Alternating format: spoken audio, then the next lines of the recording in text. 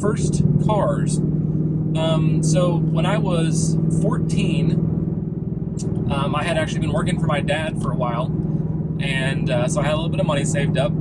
And Paul, you guys know Paul. You remember Paul? Ah, what a day! What in the world?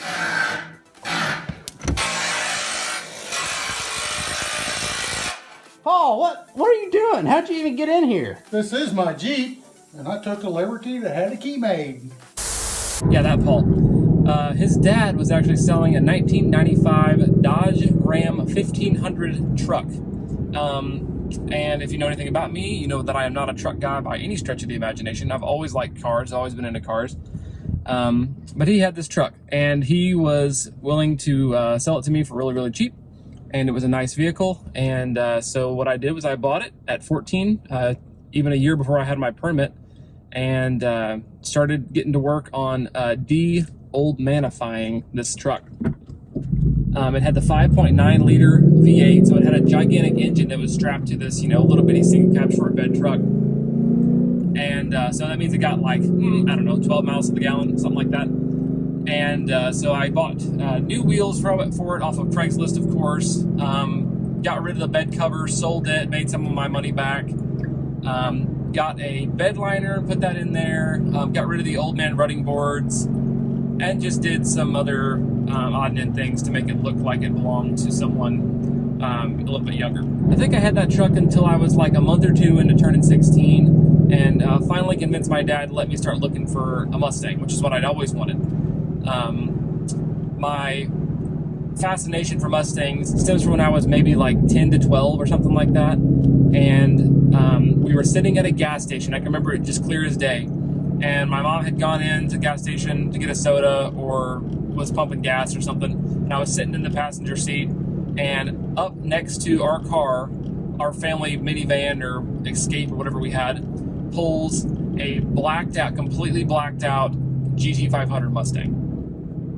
And of course it's chopping real good. It's got the blah, blah, blah, blah, blah, blah, blah, blah, and he shuts it off. And so I assume that he sees, this kid, the guy that owns it, sees this kid in the passenger seat just absolutely drooling. I'm pretty sure my mouth was hanging open. And he just kind of gave me a friendly wave or whatever. And then from that point on, I was like, I gotta have a Mustang someday. Those things are sweet. And so fast forward, and I start looking around for a Mustang. So my budget was not stellar, but my grandpa told me that if I could find a car that I wanted, he would loan me the money to buy it, and I could pay him back with interest, which is brilliant for teaching a kid, especially at 16, what the value of money is, and how to manage your money, how to pay a loan off, how all that stuff works. That did wonders for me as a kid. And so I finally found a 2000 Mustang GT in electric green in Golden Eagle, Illinois.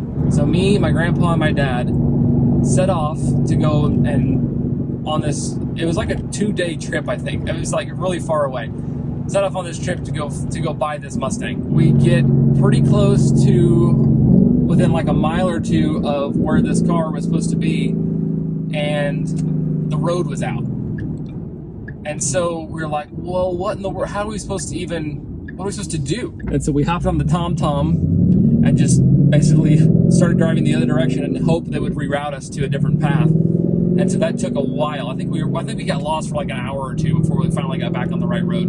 The right road ended up being a ferry that we had to drive the car on and ride across this big river and then get out the other side. And these people lived on this, dirt road out in the middle of nowhere.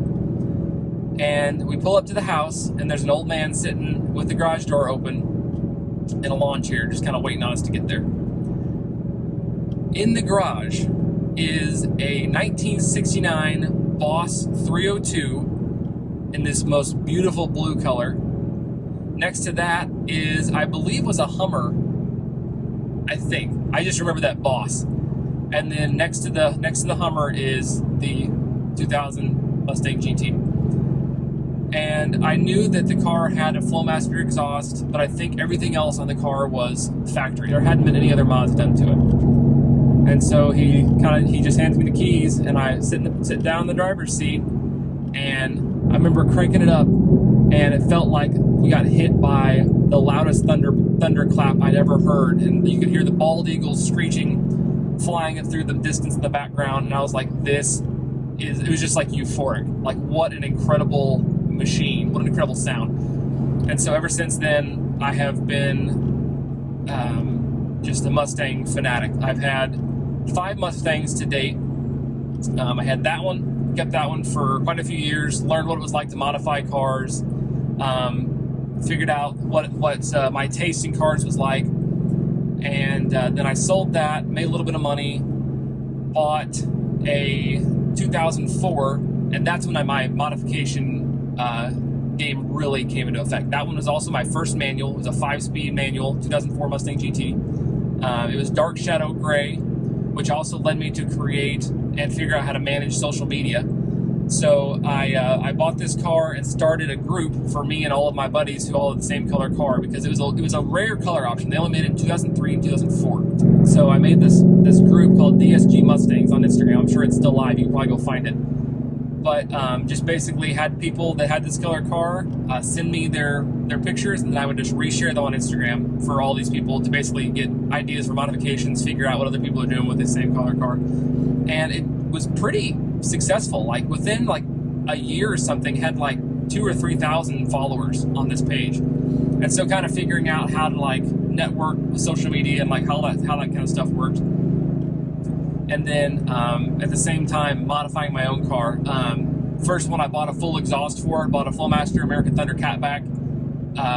Did not like it. So it's kind of a bummer, because I spent like $500 on this exhaust at the time, which was a lot for me. You know, I was like a 17 or 18-year-old kid, and ended up hating the exhaust. It wasn't anywhere near as loud as my green one, and so that bummed me out. Let's see, did headlights, taillights, I think I lowered it, got wheels, just did all kinds of modifications, cold air intake, all kinds of modifications to that car. Sold that, made a little bit of money, bought a 2005 Mustang after I had a couple other cars in there that weren't Mustangs, because I was trying to be practical. Didn't last. And that was my practical choice. It was an 05 automatic V6, which I did not keep very long because it really bummed me out to drive, because it was really boring to me. I missed having the manual transmission. I missed having the crazy loud exhaust sound. And so got rid of that, bought a 2003 Mustang GT that was another manual that actually was in Cincinnati, Ohio. My wife and I drove all the way there with our Corgi. So we stopped for the night in Indianapolis, Indiana at Candlewood Suites. The doggo got some sleep, and he's still sleeping. We have about 85 more miles before we get to Ohio.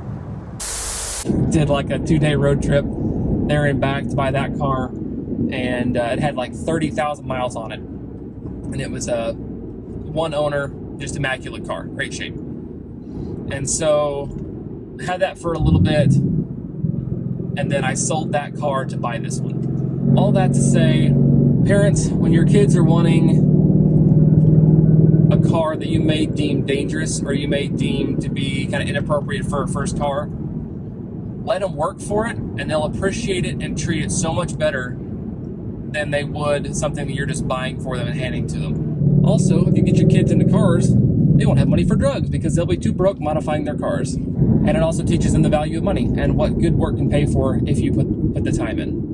Hey guys, thanks so much for watching. If you enjoyed this video, just make sure to give it a like down below, and subscribe if you want to see these kind of videos, or if you want to see the main part of this channel, which is rebuilding cars. If you guys have somehow stumbled upon this video but didn't know what we did normally, we buy wrecked cars and rebuild them. Dad and I do. So make sure you go and check out some of our playlists. We've got quite a few. I think we're like 14 or 15 cars now we've done, so there should be something there for everybody. Thanks so much for watching. See you next time. And always remember, don't retire it if you can rebuild it. Thanks so much, guys, for tuning in and watching this week's episode of Rebuild It. Make sure you subscribe so you don't miss out on any awesome content. Have a good one.